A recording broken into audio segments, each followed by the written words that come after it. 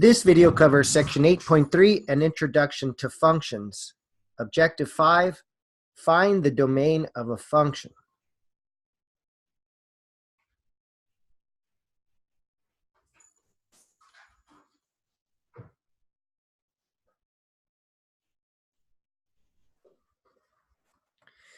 We have seen already that the domain of a function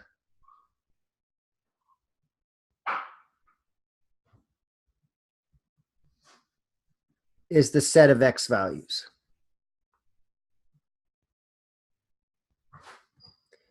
From a graph, it's the set of x values.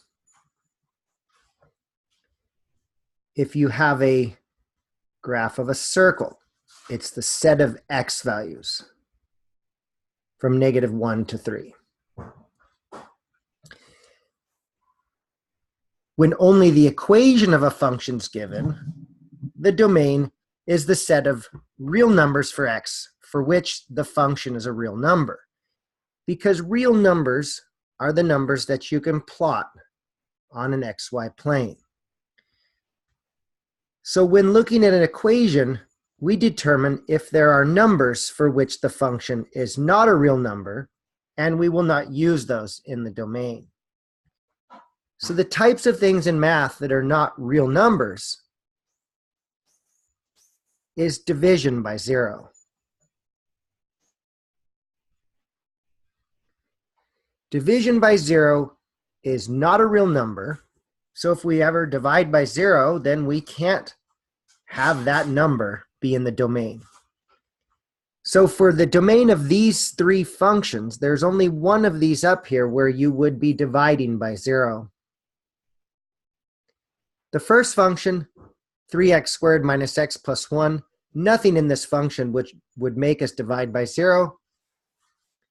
So the domain is the set of real numbers for which it is real. All of the real numbers we plug into this will make it real. So the domain of this function is all real numbers. And that's the symbol we use for all real numbers. The absolute value of a function is always real as well, no matter what we plug in. So the domain of this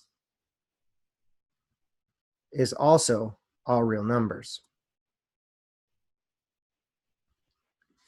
Letter C, when dividing by x squared minus 25, that could be 0. And we know that x squared minus 25 is equal to 0 if x minus 5 and x plus 5 is 0. X equal to 5, x equal to -5 are the values that make that 0. So the domain of this function is all real numbers except for 5 and -5. We like to say x can't equal plus or minus 5. So in short, if you're not dividing by any x's, the domain will be all real numbers. Later on in the course, we'll look at square roots, and when you have square root of x, x must be non-negative in order for it to be real. But for right now, we'll only worry about division by x. And this leads me to your practice problem, practice 6. I encourage you to press pause on your video and work this out and come back when you're ready to see this solution.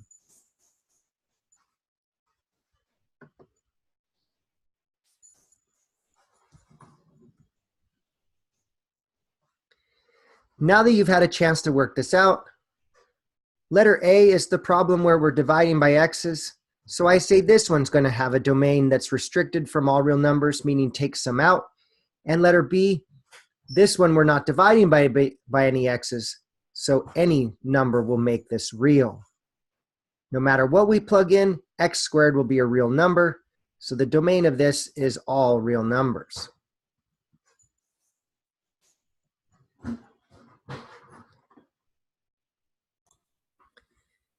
In letter A, however, when x squared minus 4x minus 24 equals 0, this expression will be undefined.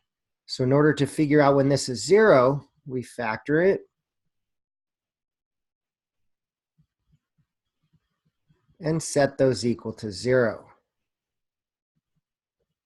These are the numbers that we must exclude from all real numbers, because these are the numbers that make it not real.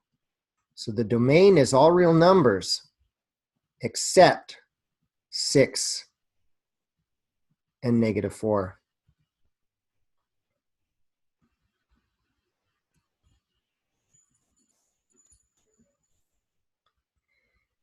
When talking about the domain of a function, we're talking about where you get a graph. Graphing is graphing the real numbers, and so we would say that H would have a graph everywhere except for x equal to 6 and -4, but B would have a graph everywhere because we know that this parabola continues on to the left and to the right. In applications, a function's domain may be restricted by the physical or geometric considerations. For example, if we have a function that models your income at any age, say you only live until 85, then we would say your domain is from 0 to 85. If we have an equation that models the area of a square given its side length, some might say the domain would be 0 to infinity. Because given a square, it wouldn't make sense to find its area if its side length is 0, so we don't include 0. And then one could say that you could have a square of any length. If you have a function a equals pi times the radius squared, which gives the area of a circle as a function of its radius, the domain of this function is the set of r values that would give us an area. It wouldn't make sense to say the area of a circle with a radius of 0 because there would be no area. But for any given radius greater than 0, we would have an area. So we would say the domain is r is greater than 0, or 0 to infinity.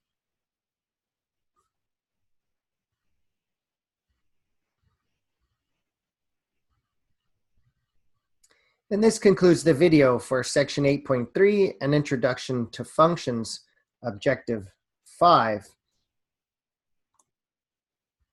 Find the domain of a function.